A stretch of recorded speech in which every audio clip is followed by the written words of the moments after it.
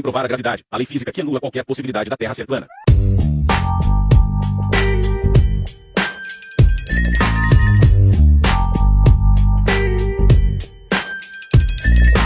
Então vou acabar com esse mito trazendo alguns experimentos que provam a mesma. Aham, sei. O primeiro experimento é o de Cavendish,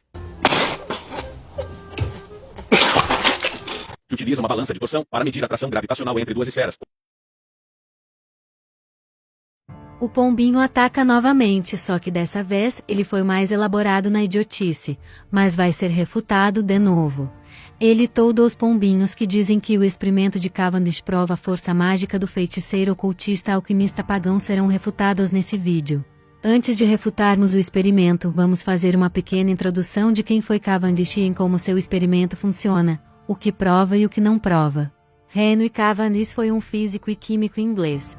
Ele é conhecido por ser o cara que descobriu o hidrogênio e que supostamente mediu a densidade da Terra. Cavendish, como um bom defensor do heliocentrismo e da bola, era maçom e tinha relações com o ocultismo. O experimento de Cavendish consistia em usar uma balança de torção e algumas esferas na tentativa de detectar uma atração das massas das esferas.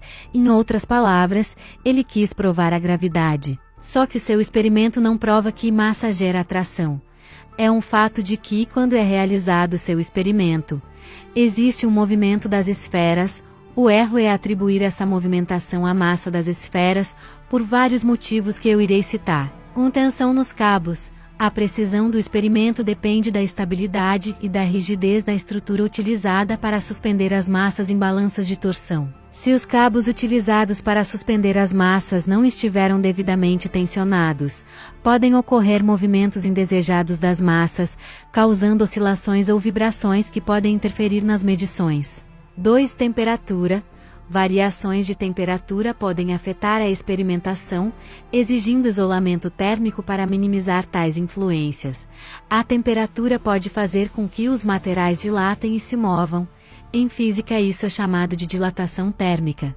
Quando você ouve os móveis de sua casa de noite estalando, é devido à dilatação térmica.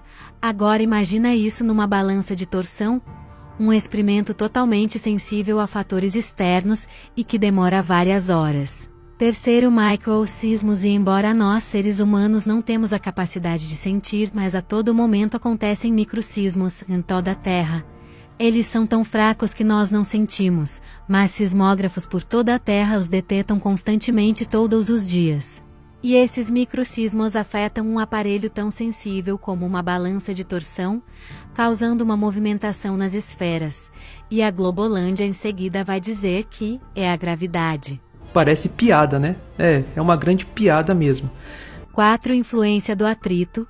A presença de atrito entre as massas e o suporte pode levar a erros nas medições e comprometer a exatidão dos resultados.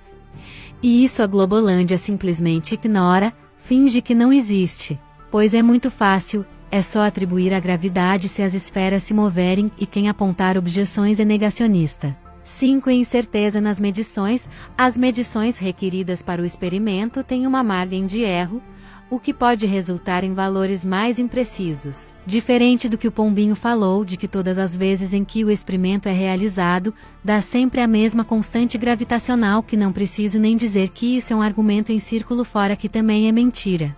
6. Influência eletromagnética. Só com o eletromagnetismo, eu poderia dar aqui vários exemplos de como ele pode afetar a precisão da medição da suposta influência gravitacional da gravidade no experimento, mas darei apenas 3. A balança de Cavendish envolve a medição de uma força de torção muito fraca entre as massas, e campos eletromagnéticos podem introduzir forças adicionais que interferem nas medições. Forças magnéticas. Se tiver materiais magnéticos próximos ao experimento, como ímãs ou componentes eletrônicos, as massas podem ser afetadas por forças magnéticas que os boloides vão dizer que é a gravidade que causou o movimento. Correntes elétricas em cabos.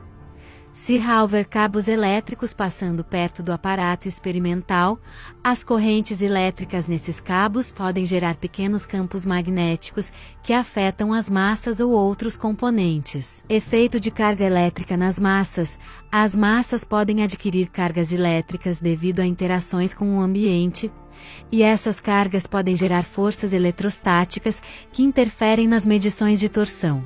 Eu poderia ficar aqui por mais 10 minutos dando vários exemplos, mas apenas esses são necessários. Só o argumento dos microsismos seria necessário para invalidar o argumento de que as esferas se movem por causa da gravidade. Mas o checkmate nessa questão é a própria gravidade. A própria gravidade refuta a conclusão de que as esferas no experimento de Cavendish são por conta de uma atração de massas, pois a massa das esferas geralmente usadas nos experimentos são ridiculamente baixas, ao ponto de exercerem força gravitacional perceptível a olho nu.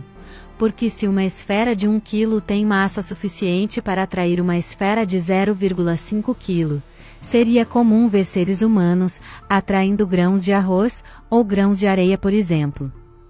Vamos usar a própria gravitação universal para refutar a Globolândia. Cálculos serão utilizados, então provavelmente vai ter boloide tendo piripaque. Primeiro vamos usar dados.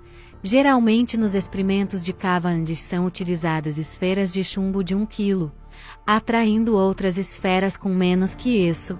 Então vamos considerar um par de esferas com 1 kg, e outro par de esferas com 0,5 kg. Esses números podem variar sim, porém no fim você vai entender que não vai adiantar nem se as esferas tiverem 100 quilos. E geralmente, as esferas estão bem próximas umas das outras, então vamos considerar uma distância de 10 centímetros. Agora vamos utilizar a fórmula da gravitação universal para saber quantos newton as esferas estão se atraindo.